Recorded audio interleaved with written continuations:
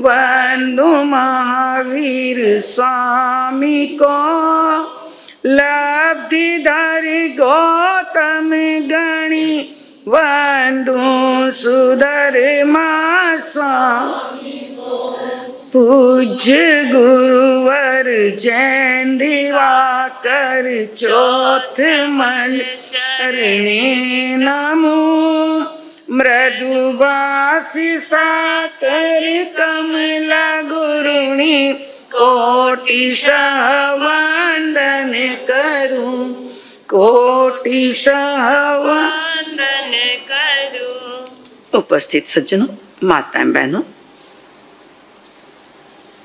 आप आज आचार्य श्री एवं उपाध्याय श्री दोनों ही जो हमारे नवकार मंत्र के जो पद हैं,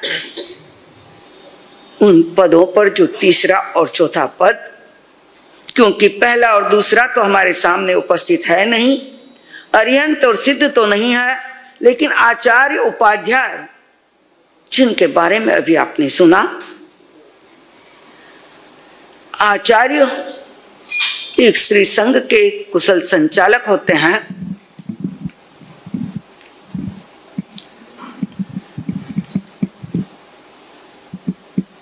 संघ का, समाज का पूरा उत्तरदायित्व तो उन पर होता है। सारी व्यवस्था, साधु साध्वी के प्रति जिम्मेदारी उनकी होती है। कुशल संचालन करना उनका काम होता है। जैसे एक राजा अपनी प्रजा का पालन करता है, देखरेख करता है, ऐसा ही आचार्य का भी अपना एक दायित्व होता है। उस दायित्व को बखूबी निभाया हमारे आचार्य प्रवर आनंद ऋषि जी महाराज साहब ने। 30 वर्ष तक इस आचार्य पद पर उन्होंने संघ की सुव्यवस्था संभाली। और दूसरा जो उपाध्याय श्री केवल मुनि जी महाराज, उपाध्याय का गुण है आगमों के ज्ञाता। जहां आप वंदना बोलते हैं उसमें 25 गुण के धारक, 11 अंग, 12 उपांग, चरण छत्री, कर्ण छत्री, शास्त्रों के आगम के ज्ञाता, जिन नहीं पर जिन सरीखे, केवली नहीं पर केवली सरीखे, ये उपाधि किसे दी गई है? अरे उपाध्याय को दी गई है, जो स्वयं पढ़ते हैं और पढ़ाते हैं, अर्थात ज्ञान की आंख देने वाले, ज्ञान का प्रकाश फैलाने वाले उपाध्याय होते हैं, जिनके बारे में अभी आपने सुना कि 100 से अधिक पुस्तकें लिखी है, 700 से अधिक जिन्होंने संगीत लिखे हैं। जो संगीत आज भी अगर हमारी जिह्वा पर आए तो तन मन से उसमें हम समर्पित हो जाते हैं। ऐसे ऐसे सुंदर संगीत जिन्होंने लिखे हैं। और सबसे पहले जैन संतों में उपन्यास जो नहीं लिखे जाते थे, पहली बार आगमों पर भी, आगम की कथाओं पर भी जिन्होंने उपन्यास लिखे हैं। कई ऐसे सुंदर उपन्यास है, कई सतियों के सतीत्व पर, कई ऐसे रोमांचक कि जिसको एक बार पढ़ना प्रारंभ किया तो हाथ से जब तक पुस्तक पूरी न हो तब तक छूटती भी नहीं है। ऐसे सुंदर सुंदर उपन्यास, कहानियां, नाटक, सब कुछ उन्होंने लिखा है। ऐसे उपाध्याय श्री केवल मुनि जी महाराज, जिनका असीम उपकार इस संघ पर है। आपके कलकत्ता में भी आए हैं और साउथ में उनका सबसे ज्यादा प्रभाव है, क्योंकि साउथ में उन्होंने बहुत विचरण किया। और आज भी जब उनका अंतिम स्वर्गवास हुआ और आपने सुना कि एक ही वसीयत में उन्होंने लिखा कि मेरे नाम से कोई संस्था नहीं होनी चाहिए। संघ और समाज ने उनके नाम से उन्होंने संस्था नहीं बनाने दी, लेकिन उनका पढ़ाई पर, ज्ञान पर बहुत रुचि थी। बेंगलोर में आज भी भगवान महावीर कॉलेज जो उन्होंने प्रेरणा दी और आज चल रहा है, जहां हजारों लाखों विद्यार्थी अध्ययन कर रहे हैं। ऐसा भगवान महावीर कॉलेज उन्हीं की प्रेरणा से बेंगलोर में चल रहा है।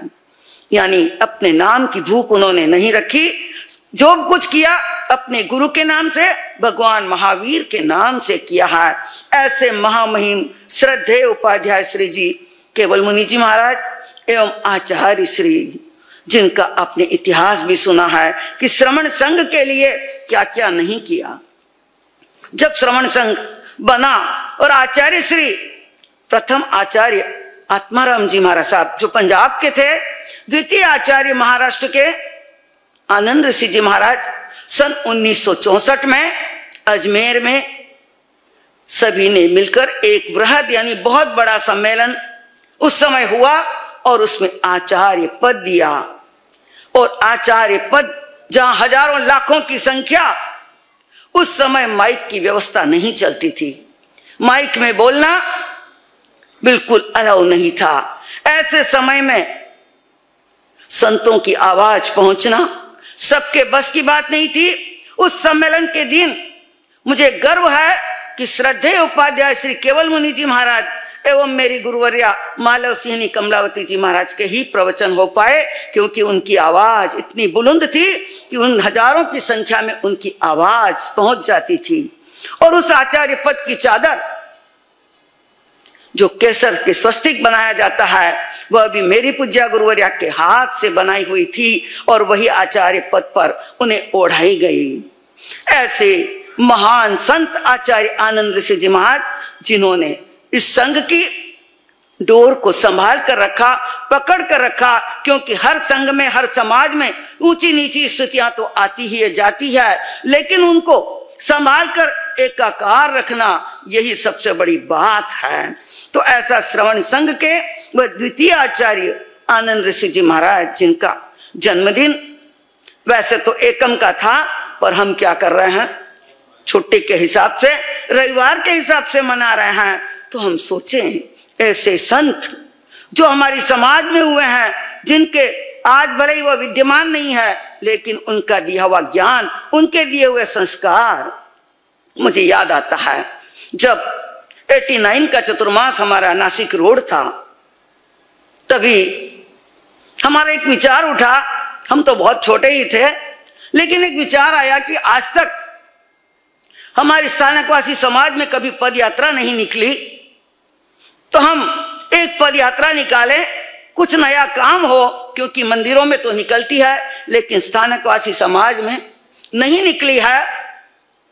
आचार्य श्री के पास संदेश भिजवाया, आचार्य श्री ने कहा कोई एतराज नहीं, और जैसा ही चतुर्मास समाप्त हुआ उसी दिन से विहार किया अहमदनगर की ओर।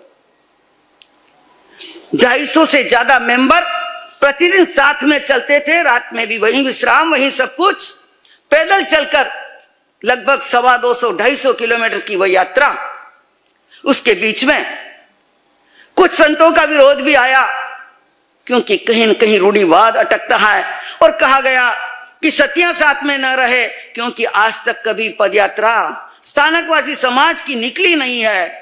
आचार्य श्री ने कहा उसमें क्या दोष है, जब गाड़ियां भर भर कर दर्शन के लिए संघ आते हैं तो ये तो पैदल आ रहे हैं, अरे इतना बड़ा काम है, जरूर आना चाहिए। और हम लोग कहां पहुंचे, पूरा नासिक रोड का संघ लेकर 10 दिन की यात्रा में 250 किलोमीटर पार करके संघ सहित हम वहां पहुंचे। श्रद्धेय आचार्य श्री अस्वस्थ थे, कुछ तकलीफ में थे, हालांकि सबने कहा इतने घंटे वह बैठ नहीं सकेंगे, लेकिन 3 घंटे तक आचार्य श्री उस में कहां रहे, विराजित रहे, और उन्हीं का आशीर्वाद।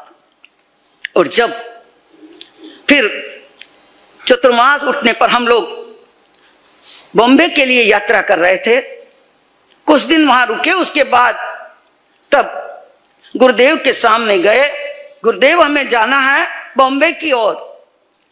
तब आचार्य श्री कहते हैं सतियां आप छोटे छोटे हो और बॉम्बे मायावी नगरी है। क्या है? मायावी नगरी है, संभल कर रहना। गुरुदेव आपका आशीर्वाद, अगर आपका आशीर्वाद रहा तो बॉम्बे कोई हमारे लिए मुश्किल नहीं होगी। और सच में उनकी मांगलिक सुनकर बिना जान पहचान हम बॉम्बे के लिए पहुंचे। अमावस्या के दिन बॉम्बे में प्रवेश किया। कौन सा दिन? जहां अशुभ माना जाता है।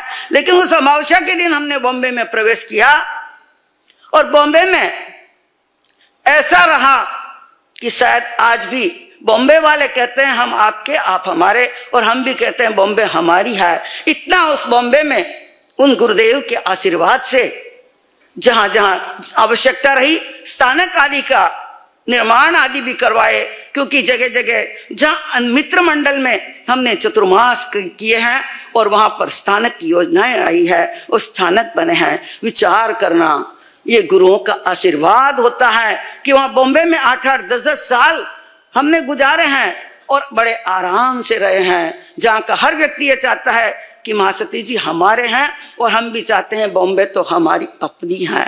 विचार करना कि जहां गुरुओं का आशीर्वाद मिल जाता है, संतों का आशीर्वाद मिल जाता है, क्योंकि संत क्या होते हैं।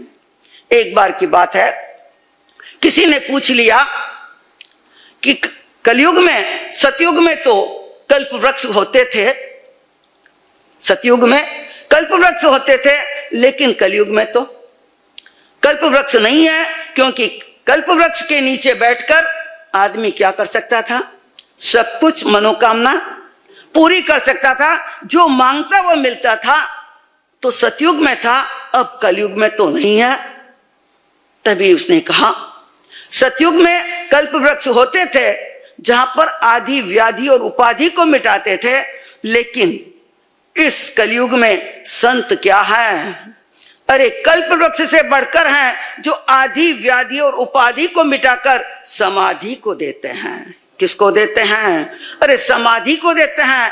ऐसे गुरु भगवान के चरणों में जब बैठते थे सचमुच शांति मिलती थी, आनंद मिलता था, एक प्रसन्नता का वातावरण जहां पर मिलता था। ऐसे आचार्य प्रवर एवं उपाध्याय प्रवर, जिनके बारे में मैं कितना भी बोलूं कम है, क्योंकि जिनकी और कह दूं श्रद्धेय केवल मुनि जी महाराज, जिनका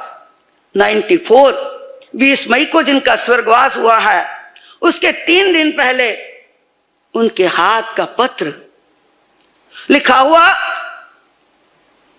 आया, वो उनके स्वर्गवास के बाद मुझे मिला, क्योंकि पोस्ट थी, चंदना जिस दिन तू पीएचडी कर लेगी मेरी खुशी का पार नहीं होगा। और सचमुच उन्हीं के आशीर्वाद से मेरी पीएचडी क्या हुई, पूर्ण हुई। ये उन्हीं गुरुओं की कृपा होती है। तो हम सोचें कि उस महिमामयी मां हुलसा का लाल, जो एक महाराष्ट्र की माटी में जन्मा, लेकिन एक नन्हा सा बीज पूरा विराट वृक्ष बन गया और समाज का एक आनंद बन गया, जिन शासन का आनंद बन गया।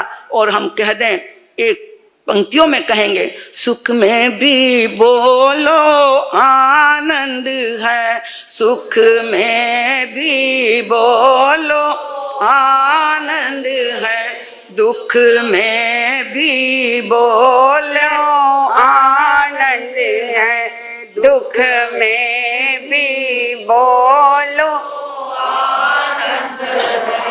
हर सांस सांस में आनंद है, हर सांस सांस में आनंद है।